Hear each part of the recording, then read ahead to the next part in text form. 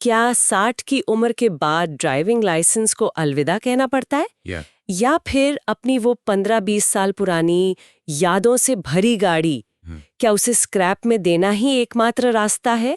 ये कुछ ऐसे सवाल हैं जो कई वरिष्ठ नागरिकों को और उनके परिवारों को भी बहुत परेशान करते हैं। बिल्कुल। और ऐसा लगता है जैसे एक उम्र के बाद आपकी आजादी की चाबियां आपसे छीनी जा रही हैं। हाँ, और ये सिर्फ चाबियों की बात नहीं है, ये आत्मनिर्भरता का सवाल है। सही कहा। अपनी मर्जी से डॉक्टर के पास जा पाना, दोस्तों से मिलाना या बस बाजार तक हो आना, ये छोटी छोटी चीजें किसी के लिए बहुत मायने रखती हैं। जब ये छिनने का डर होता है तो चिंता होना स्वाभाविक है। तो आज हम इसी डर और चिंता की तह तक जाएंगे। हमारे सामने वरिष्ठ नागरिकों के लिए ड्राइविंग और वाहन से जुड़े नियमों पर कुछ सरकारी दस्तावेज हैं, अदालती फैसले हैं और कुछ रिपोर्ट्स भी हैं। और हमारा मकसद है इन जटिल नियमों को आसान भाषा में समझना, कुछ बहुत बड़ी गलतफहमियों को दूर करना और ये देखना कि क्या सिस्टम वाकई उतना कठोर है जितना हमें लगता है। जरूर। चलिए इस मामले पर एक गहरी नजर डालते हैं और शुरुआत शायद उस सबसे बड़े मिथक से करनी चाहिए जो उम्र और ड्राइविंग लाइसेंस के इर्द गिर्द बुना गया है। हाँ बिल्कुल। सबसे पहले तो यही कि 60 साल की उम्र के बाद लाइसेंस बनवाना या रिन्यू कराना नामुमकिन तो नहीं, पर लगभग नामुमकिन है।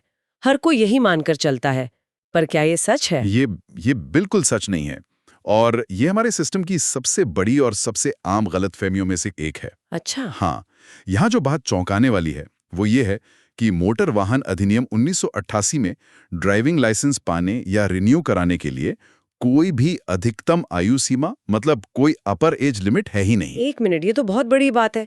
मतलब कानूनी तौर पर कोई 80 या 90 साल का व्यक्ति भी लाइसेंस के लिए अप्लाई कर सकता है? जी हाँ। तो समाज में जो ये धारणा है कि 60 के बाद लाइसेंस नहीं बनता, उसका कोई कानूनी आधार ही नहीं है? बिल्कुल नहीं। कानून की नजर में आपकी उम्र सिर्फ एक नंबर है। न्यूनतम उम्र 18 साल जरूर है, लेकिन अधिकतम कोई सीमा नहीं। कानून का आधार उम्र नहीं बल्कि फिटनेस है। कानून आपकी उम्र नहीं, आपकी क्षमता देखता है। अगर आप मेडिकली और फिजिकली फिट हैं तो आपकी उम्र चाहे जो भी हो, आप लाइसेंस पाने के हकदार हैं। सुनने में तो ये बहुत अच्छा और प्रगतिशील लगता है, लेकिन क्या ये वाकई इतना सीधा है? मेरा मतलब एक मेडिकल सर्टिफिकेट, हम सब जानते हैं कि हमारे देश में ये कितनी आसानी से बन जाते हैं। तो क्या सिस्टम में कोई और चेक और बैलेंस है या सिर्फ एक कागज के टुकड़े पर भरोसा किया जाता है? आपने बहुत अच्छा और जरूरी सवाल उठाया है और इसीलिए कानून सिर्फ सर्टिफिकेट पर निर्भर नहीं रहता। प्रक्रिया थोड़ी अलग और ज्यादा सख्त है। ओके। 60 साल से ज्यादा उम्र के किसी भी आवेदक के लिए कुछ चीजें अनिवार्य हैं।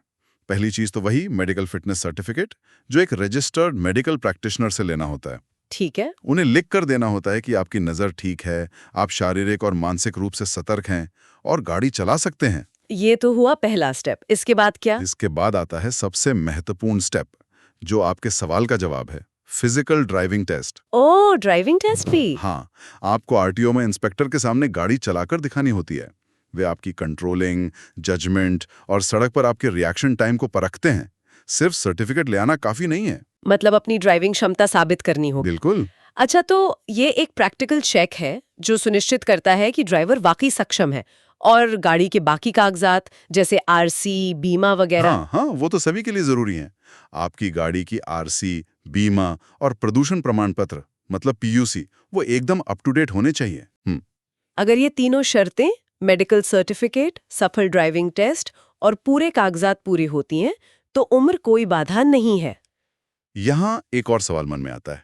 मान लीजिए किसी 65 साल के व्यक्ति ने ये सब प्रक्रिया पूरी कर ली और उनका लाइसेंस रिन्यू हो गया, तो वो कितने समय तक वैध रहेगा? अच्छा सवाल है। क्या सामान्य लाइसेंस की तरह 10 या 20 साल के लिए? नहीं, और यहीं पर एक और महत्वपूर्ण नियम है जो सुरक्षा के लिहाज से बनाया गया है।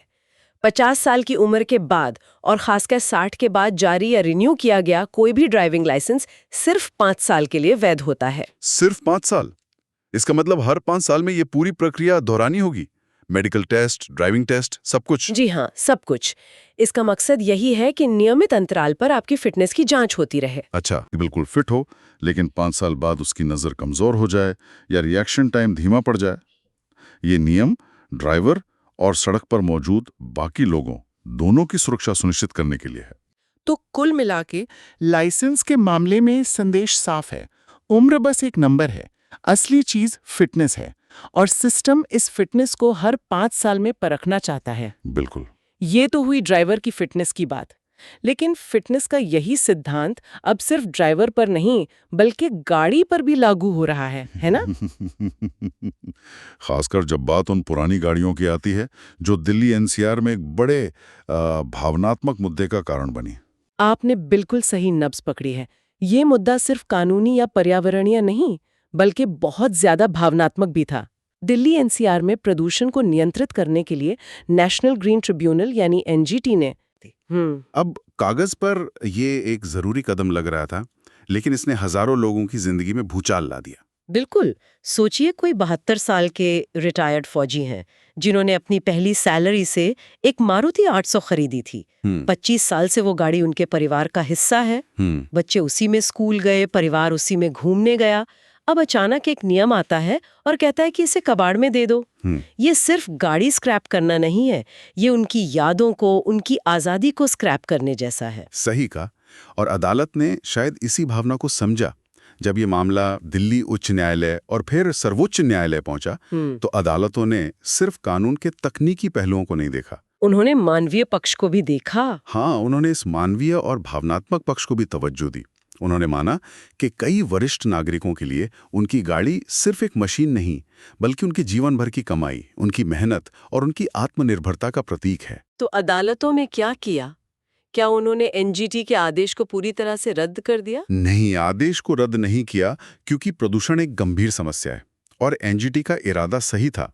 लेकिन अदालत ने उस आदेश को लागू करने के तरीके पर एक बहुत महत्वपूर्ण दिशा निर्देश दिया। सर्वोच्च न्यायालय ने साफ किया कि जब तक कोई नया आदेश नहीं आ पा, सिर्फ उम्र के आधार पर किसी भी पुरानी गाड़ी को जबरदस्ती जब्त या स्क्रैप नहीं किया जा सकता। ओहो, ये एक बहुत बड़ा और राहत देने वाला फैसला था। बहुत बड़ा। तो इसका मतलब जिन लोगों की गाड़ियां सिर्फ इसलिए जब्त कर ली गई थी क्योंकि वे 15 साल से ज्यादा पुरानी थीं, उनका क्या होगा? क्या उन्हें अपनी गाड़ी वापस मिल सकती है? हाँ, और यही इस फैसले का सबसे अहम और मानवीय हिस्सा है। अदालत ने आदेश दिया कि ऐसी सभी जब्त की गई गाड़ियों को तुरंत उनके मालिकों को लौटाया जाए। तुरंत। और तो और उन्होंने ये भी निर्देश दिया कि इस प्रक्रिया में 60 साल से अधिक उम्र के वाहन मालिकों को प्राथमिकता दी जाए। ये दिखाता है कि अदालत ने उनकी परेशानी को कितनी गंभीरता से लिया। लेकिन यहाँ एक सवाल फिर उठता है, क्या इससे हम एक बड़ी समस्या को नजरअंदाज नहीं कर रहे? एक 20 साल पुरानी गाड़ी, चाहे उसका पीयूसी सर्टिफिकेट बना भी हो, आज की BS6 गाड़ी के मुकाबले तो कई गुना ज्यादा प्रदूषण फैलाती है। तो क्या ये राहत व्यक्तिगत सुविधा को सामाजिक स्वास्थ्य पर प्राथमिकता नहीं दे रही? ये इस बहस का दूसरा पहलू है और बहुत जायज है। देखिए, अदालत ये नहीं कह रही कि प्रदूषण कोई समस्या नहीं है। अदालत का फैसला एक बहुत बारीक कानूनी सिद्धांत पर आधारित है। वो क्या है? वो ये कह रही है कि अगर एक गाड़ी सरकार द्वारा निर्धारित सभी मानकों को पूरा कर रही है, मतलब उसके पास एक वैलिड पीयूसी सर्टिफिकेट है जो ये प्रमाणित करता है कि उसका प्रदूषण स्तर कानूनी सीमा के अंदर है, ओके। तो आप सिर्फ उसकी उम्र के आधार पर उसे सड़क से नहीं हटा सकते। मतलब जब तक कानून के मुताबिक गाड़ी फिट है, तब तक उसे चलाने का अधिकार है। बिल्कुल। ये फैसला एक बड़ी बहस को सामने लाता है। एक तरफ हमारे पास एनजीटी का पर्यावरण को बचाने का जरूरी आदेश है और दूसरी तरफ एक नागरिक का अपनी संपत्ति इस्तेमाल करने का अधिकार। अदालत ने यहाँ एक बहुत बारीक लाइन खींची है।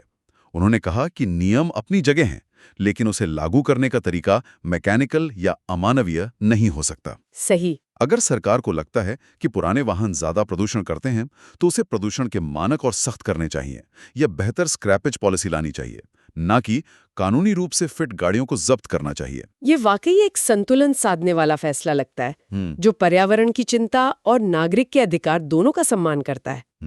तो अब जमीनी हकीकत क्या है? क्या कोई भी अपनी 20-25 साल पुरानी गाड़ी को सड़क पर चला सकता है बशर्ते वो फिट हो? बशर्ते दो मुख्य शर्तें पूरी हों। पहली, गाड़ी की फिटनेस, उसके ब्रेक, इंजन, लाइट सब सही काम करने चाहिए और वो ज्यादा धुआं ना छोड़ती हो। और दूसरी और सबसे जरूरी शर्त, पूरे दस्तावेज। मालिक के पास वैध ड्राइविंग लाइसेंस, आरसी, बीमा और सबसे महत्वपूर्ण एक वैध पीयूसी सर्टिफिकेट होना चाहिए। अगर ये शर्तें पूरी हैं, तो कोई भी अधिकारी सिर्फ गाड़ी की उम्र देखकर उसे जब्त नहीं कर सकता।